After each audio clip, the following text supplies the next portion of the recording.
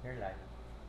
Nagbabalik po ang Doc Willie and Liza Facebook Live.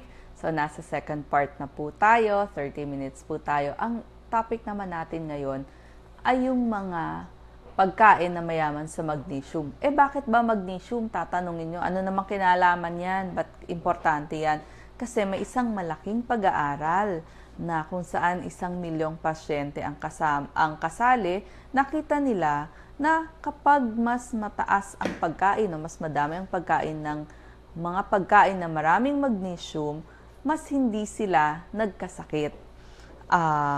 So, kasi ang magnesium muna, para sa ating kaalaman, kailangan to sa paggawa ng protein ng ating ugat, nerves, nagko-control din yan ng blood sugar, nagre-regulate din ng ating presyon o blood pressure, naggagawa ng energy o energy metabolism.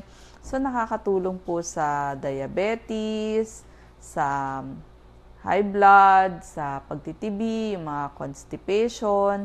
So, nakita nila na kapag kulang nga po sa magnesium, yung mga nagkulang, mas naka-heart attack, may osteoporosis na binanggit natin kanina, diabetes, constipation, headache, masakit ang ulo, mas anxious sila, mas depressed, mas mainit ang ulo, tapos masyadong mapagurin o yung tinatawag na chronic fatigue.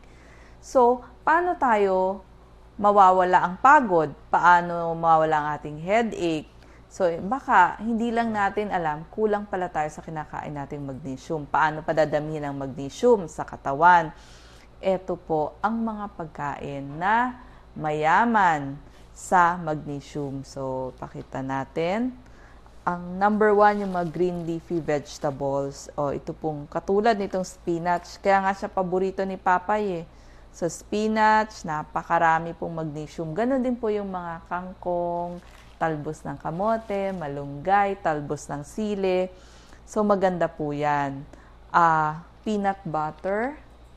Marami pong magnesium ang peanut butter. So, yan na po ang ipalaman para sa mga bata.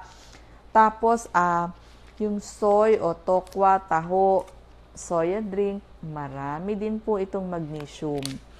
Tapos po, bananas. Ito po ha. Tandaan nyo, yung ating saging, avocado, marami din pong magnesium yan. Yung potato po, i-bake natin kasama yung balat. Yan. Marami pong magnesium yan. Kasoy, almonds. Isa po itong mga nuts na ito, kasoy, almonds, sa pinakamayaman sa magnesium. At ito pong ating mga yogurt, marami ring magnesium. Black beans. Yan, yung mga itim na beans. Dark chocolate, marami pong magnesium ito. At sa mga ulam naman po, salmon. Itong isda natin na salmon, marami po yang magnesium. So, para mapataas ang magnesium, kumain lang po ng mga pagkain mayaman sa magnesium. Yes. Explain ko lang, Doc Lisa, itong pag-aaral ng magnesium-rich foods, talagang proven na to worldwide eh.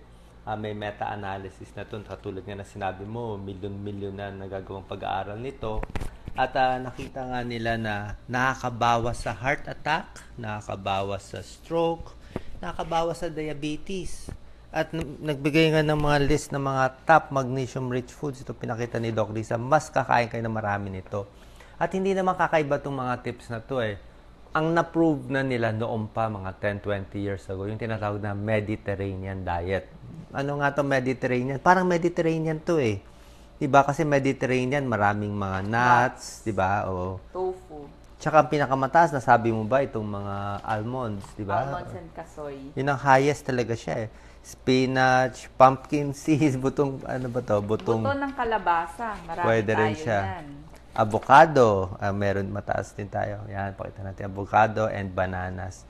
So, pag mas maraming kakainin magnesium-rich foods, kasi may connection yung magnesium sa calcium eh, di ba? Yung calcium natin. May connection niya sa dugo natin. Pag mataas ang level nito, mas maganda yung gana, yung paggana ng mga nerves, mga ugat natin. Malay ko, pati sa carpal tunnel, okay din yan eh. So, yung paggawa ng protein sa katawan, yung nerve sa blood sugar, Tsaka yung connection ng mga ugat sa utak natin, may tulong. At paggawa ng antioxidants din, may tulong ang magnesium. Pero sasabihin nila, Doc Lisa, mahal, walang pera. Paano kaya? Ande, ito namang green leafy, mura lang po yun. ano Kasoy, ba mura? produkto natin. Taho, tokwa. Mura naman na yun. Mura po, di ba? Paborito natin almusal, yung taho dun sa naglalako. Itong dark chocolate, Goya lang to. Mura lang to. Diba?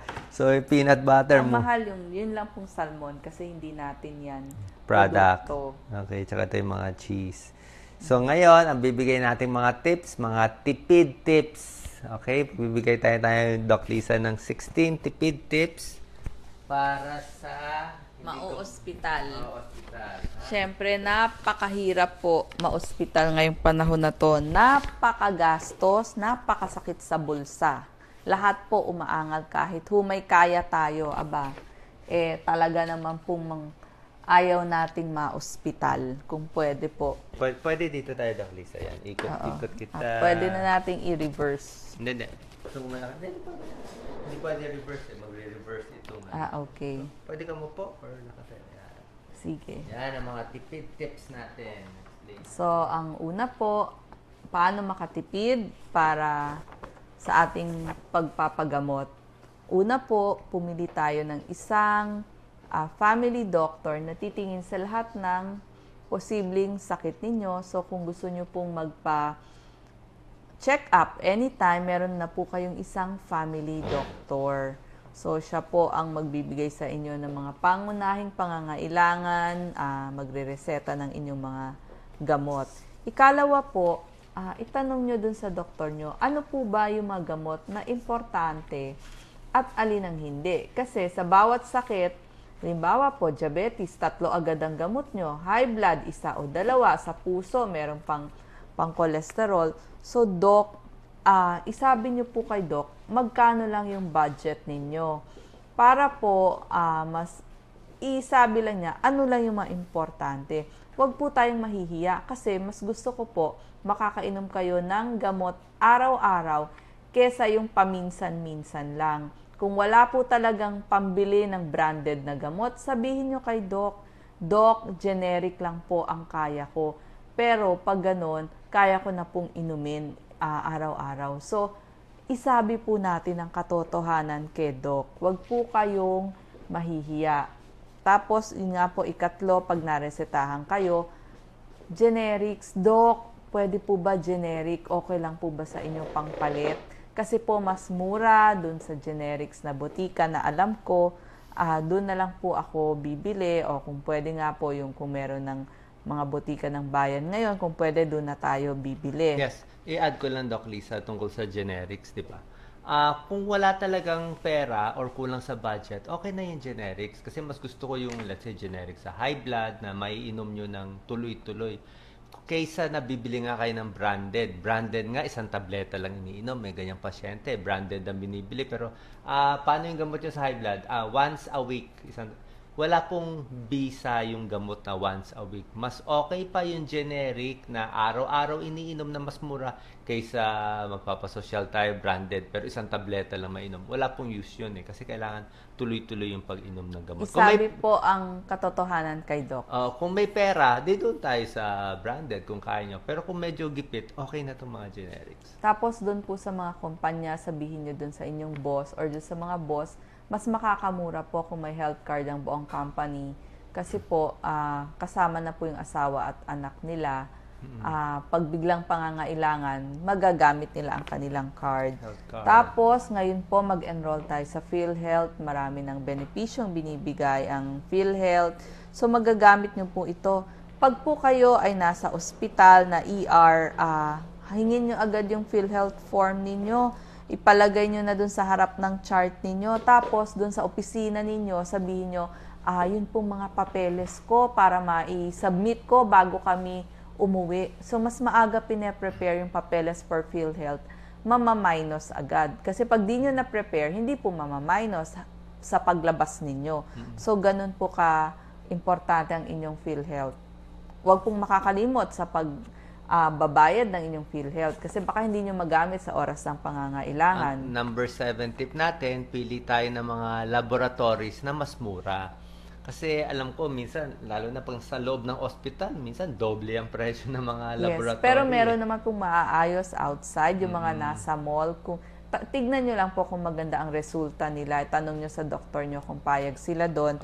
So, yes. Magtanong-tanong, mag-canvas tayo. Pero ayaw rin naman natin na sobrang mura yung laboratory. Like meron dyan, ang mura nga ng x-ray, 200 pesos. Pero nung nakita ng doktor, puro puti. Wala pa.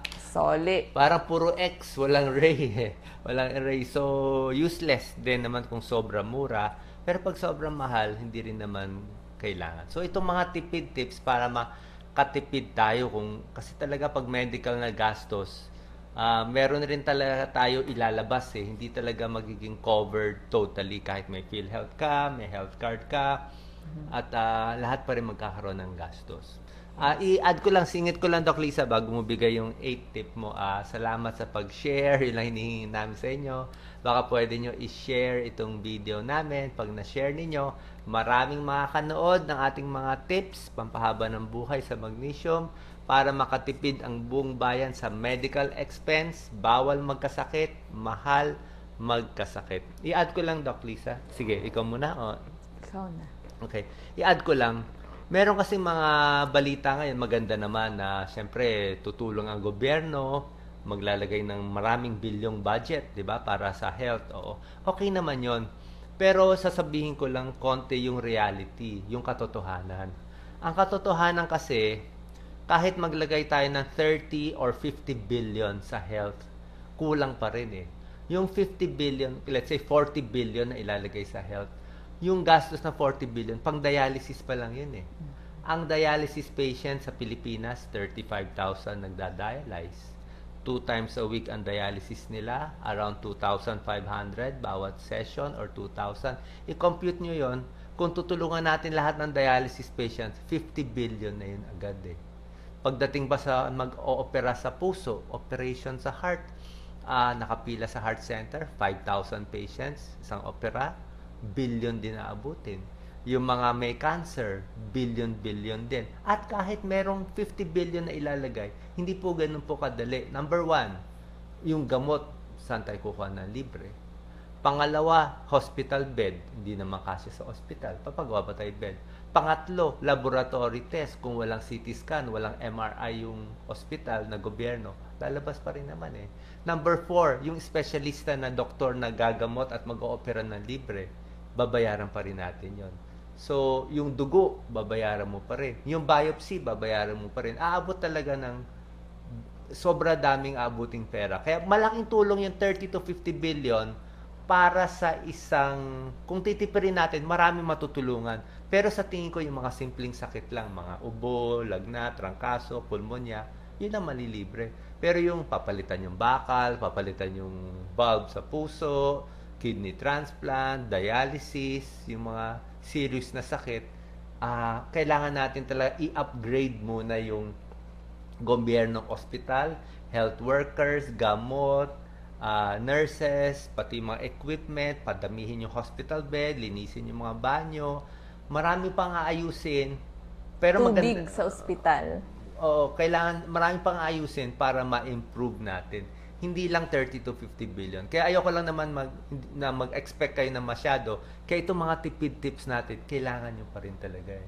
Alam nyo ba bakit? Gusto ko talaga yan. Maganda yan, 30 to 50 billion for health is very, very nice. Malaking tulong. Malaking tulong. Pero kahit sa Amerika, sa Europa, billion dollars sila. Pero yung mga pasyente nila, mahaba pa rin pila eh. Yung operation nila, mga 1 month. Tsaka hindi rin covered lahat eh.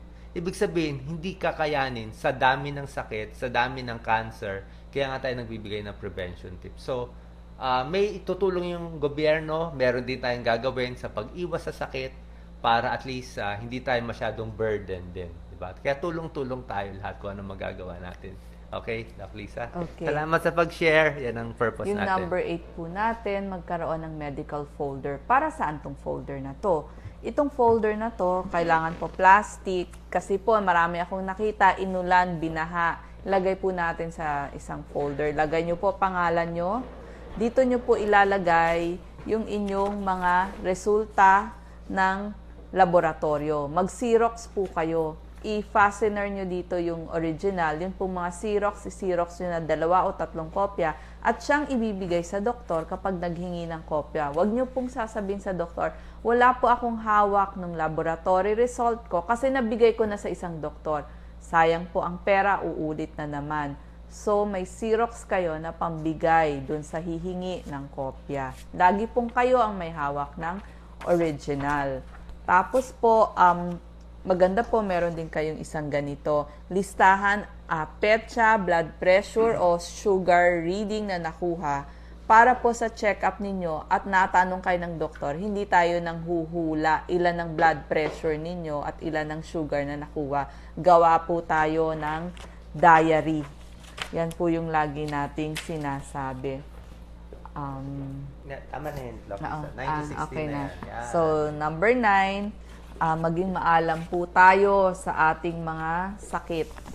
So, syempre, pag maalam kayo, naaral nyo anong tamang gamutan, paano ma-prevent, makakatulong po kayo dun sa doktor. Kung hindi man naipaliwanag ng doktor ninyo, medyo alam na ninyo ang inyong gagawin. Singit ko lang, Doc Lisa, ha? Yung sinabi ni Doc Lisa kanina, napakahalaga. Yung mga laboratory test ninyo, ha? Lahat na nakikinig, please. Laboratory test ninyo, i-Xerox ninyo. May kopya kayo sa bahay na nasa folder dito. Huwag na huwag, bibigyan ko kayo ng 3 huwag. Huwag na huwag iiwan sa clinic ng doktor.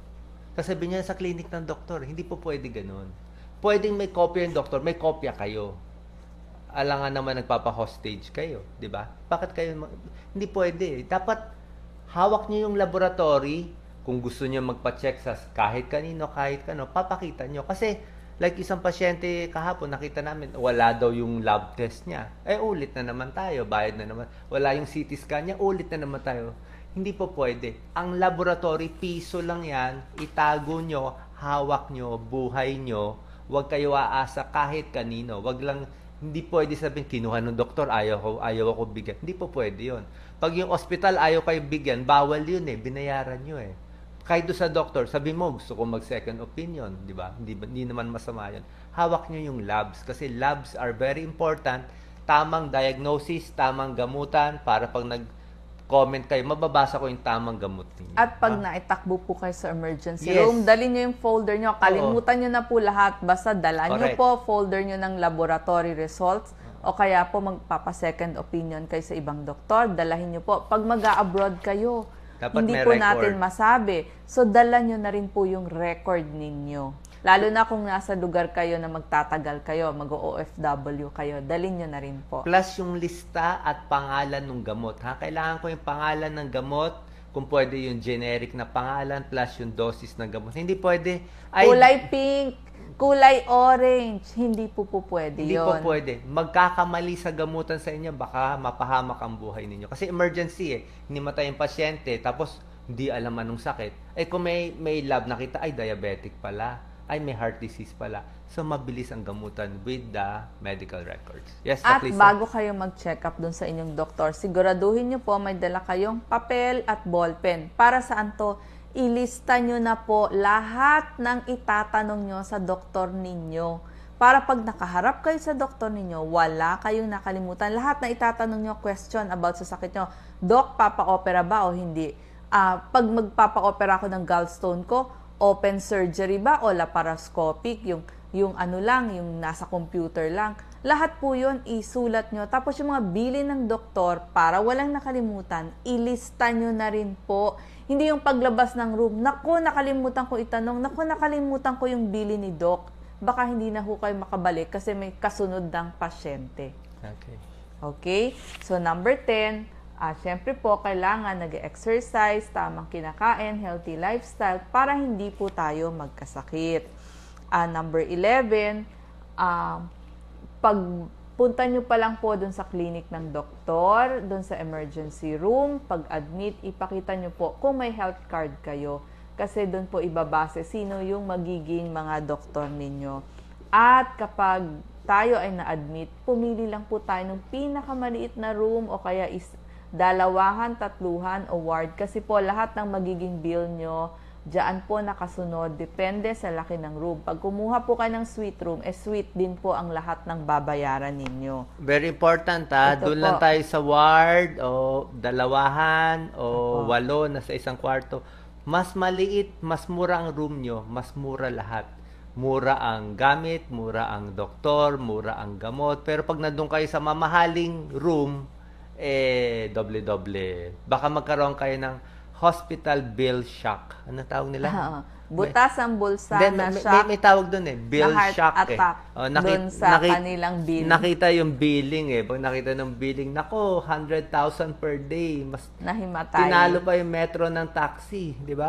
100,000 per day, lalo na yung mga ICU. Per ora po yan, per gamit na ikakabit sa inyo. Kaya kain na tayo ng healthy foods, mas mura, mas Tapos, masarap pa. syempre po, itanong nyo, number 13, itanong sa inyong doktor, ano yung mga options ninyo? Pwede bang maghintay, mag-obserba, o kailangan ng opera? Anong klaseng opera? Yung mga ganun po, kaya kailangan nyo yung listahan ninyo ng tanong. Okay. Number 14, ano yung advice ng doktor para mapadali ang inyong paggaling.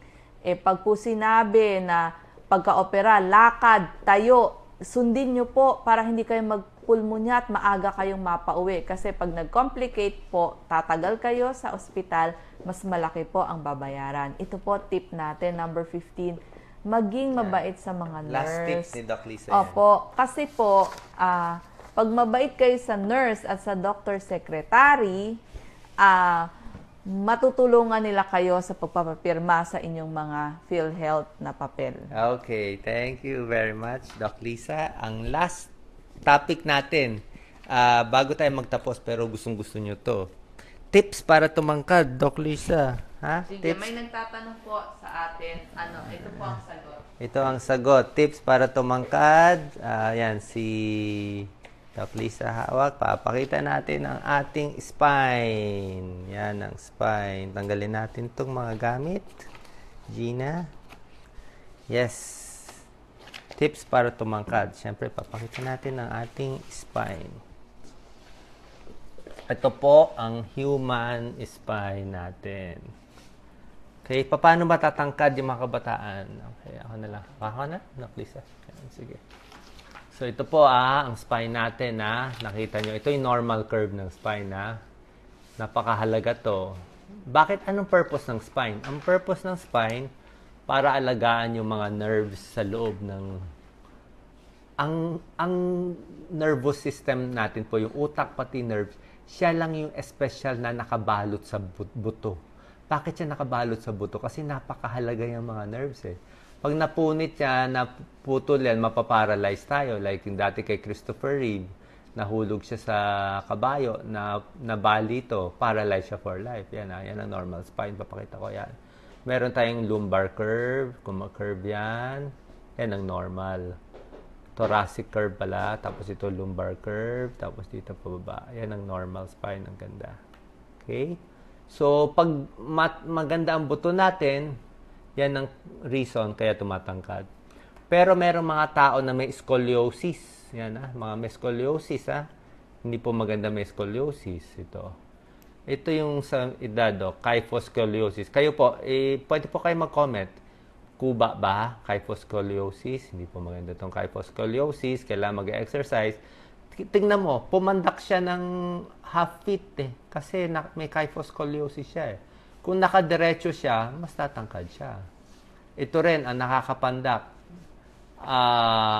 Scoliosis, patabingi, right or left. Kita nyo, ito magkokosto ng back pain.